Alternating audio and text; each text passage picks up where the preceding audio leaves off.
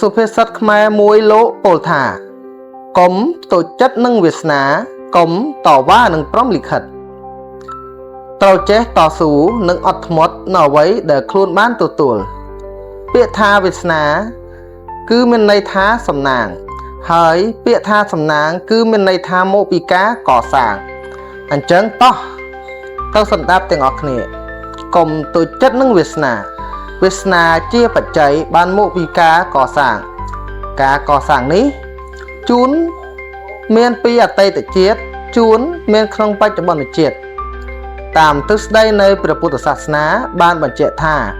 វាសនារបស់បុគ្គលម្នាក់សុទ្ធតែកើតមានឡើងអំពីអំពើរបស់ខ្លួនម្នាក់ជានិច្ច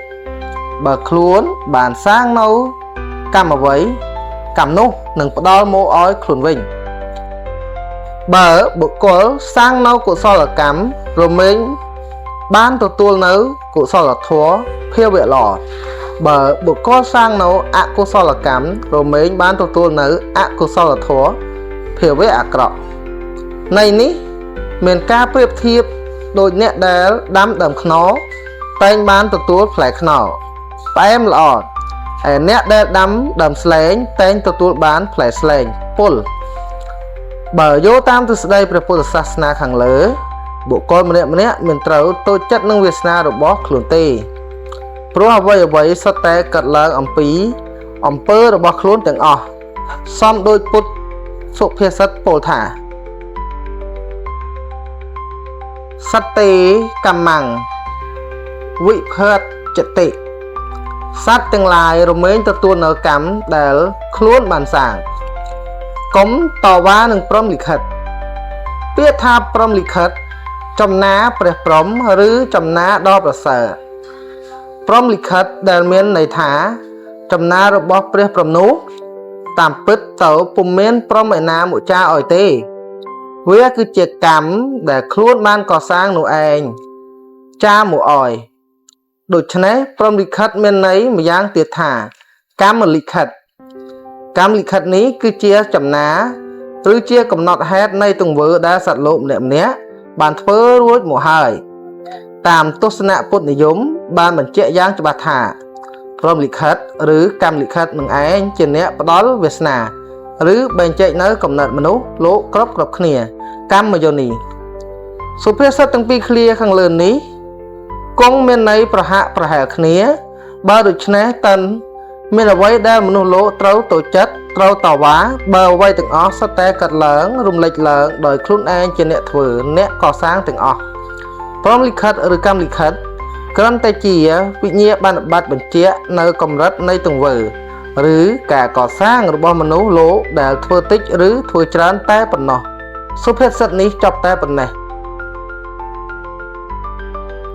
សុភាសិតមួយទៀតលោកពោលថាកូនក្រលបង្គោលស្នឹង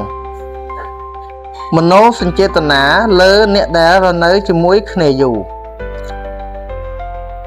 គោក្របីដែលម្ចាស់វាចិញ្ចឹមយូរជាងគេទុកដូចជាកូនក្រលជារឿងរាល់ថ្ងៃគេដឹកវាទៅបោះស្នឹងឲ្យស៊ីស្មៅនៅឯវាលដោយគេចិញ្ចឹមវាទុកប្រចាំក្រលយ៉ាងយូរនេះហើយគេក៏មានចិត្តអាណិតស្រឡាញ់វាជាងគេដូច្នេះហើយម្ចាស់ក៏មិនលក់ដូរវាដែរគឺគ្រាន់តែទុកវាជាទ្រព្យសម្អប់គេហៅថាកូនក្រលបង្គោលស្នឹងចំណែកន័យធៀបមនុស្សណាដែលរស់នៅក្នុងស្រុកភូមិយូរជាងគេលោកហៅថាចាស់ស្រុកលោកប្រៀបធៀបមនុស្សនេះដូចគោក្របីប្រចាំក្រលអញ្ចឹងដែរមនុស្សនេះបើមានបញ្ហាអ្វីល្មមគេច្រើនលើកលែងអភ័យទោសឲ្យព្រោះគេយល់ថាជាចាស់ទុំប្រចាំស្រុកភូមិទៅហើយម្យ៉ាងទៀតមនុស្សណាដែលធ្វើការក្នុងអង្គភាពបានយូរជាងគេមិនផ្លាស់ប្ដូរទៅណាគឺយូរជាច្រើនតំណចវាយនាយមនុស្សនេះគេចាត់ទុកជាព្រឹទ្ធាចារ្យប្រចាំអង្គភាពដែរ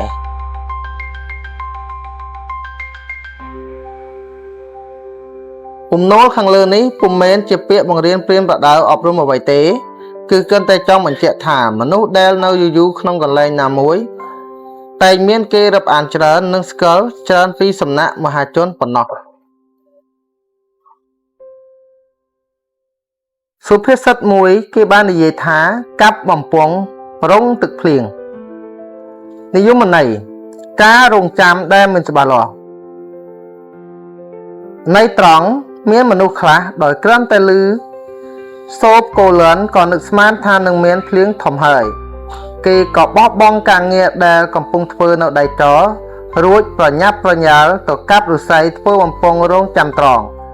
ទឹកភ្លៀងដែលមិនទាន់នឹងដឹងច្បាស់ថាមានភ្លៀងឬក៏អត់ផងន័យធៀបកិច្ចការអ្វីក៏ដោយបើមិនទាន់ដឹងច្បាស់លាស់ទេគេមិនត្រូវសង្ឃឹមខ្លាំងក្លារហូតដល់សុខចិត្តចោលការងារដែលកំពុងធ្វើនៅដីនោះទេឧទាហរណ៍ថាមនុស្សម្នាក់កំពុងធ្វើចំការស្រាប់តែថ្ងៃមួយបានឮដំណឹងថាមានគេបំរុងយកមកបើករោងចក្រក្នុងភូមិរបស់ខ្លួនមនុស្សនោះក៏លះបង់ការងារកសិកម្មចោលអស់រលីងមួយថ្ងៃគេគិតតែពីដើរស៊ើបការងាររោងចក្រនោះចំណែកក្រុមហ៊ុនក៏ពុំទាន់ប្រកាសដែរថាមកបើកថ្ងៃណាដែរឯអ្នករងចាំក៏ចេះតែរងចាំរហូតទៅគឺរងចាំរហូតដល់អស់លុយអស់កាក់ពីខ្លួនដូច្នេះការដែលឮសូរហើយរងចាំនេះពុំល្អឡើយអញ្ចឹងកັບបំពង់រងចាំទឹកភ្លៀងយើងបានដឹងហើយអញ្ចឹងកុំរងចាំអ្វីដែលមិនច្បាស់លាស់ពាក្យសុភាសិតមួយទៀតលោកពោលថាកាន់កពោះកាន់ឲ្យជាប់ប្រយ័ត្នក្រឡាប់ខំឯប្រាណការកាន់ក្តីក្តាំងត្រូវក្តាប់ឲ្យណែនប្រយ័ត្នគ្រោះថ្នាក់ដល់ខ្លួនន័យត្រង់ពោះក្នុងពេលនេះលោកសំដៅយកពោះដែលមានពឹសខ្លាំងលោកចង់និយាយប្រាប់ថាបើបានជាជិលកាន់កពោះហើយត្រូវក្តាប់ឲ្យណែនជិបក្នុងដៃព្រោះបើធ្វើបន្តិចពោះនឹងខំក្រឡាស់បែមួយចឹកអ្នកកាន់វិញមិនខានន័យធៀប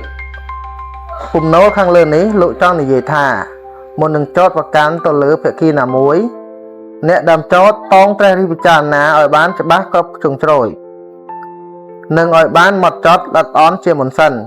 ព្រោះថាការចោទប្រកាន់ដែលគ្មានភស្តុតាងគ្រប់គ្រាន់នឹងមានត្រឹមត្រូវវានឹងមានផលអាក្រក់ស្រោចមកលើដើមចោទវិញជាហេតុនាំឲ្យមានផលវិបាកជាខ្លាំង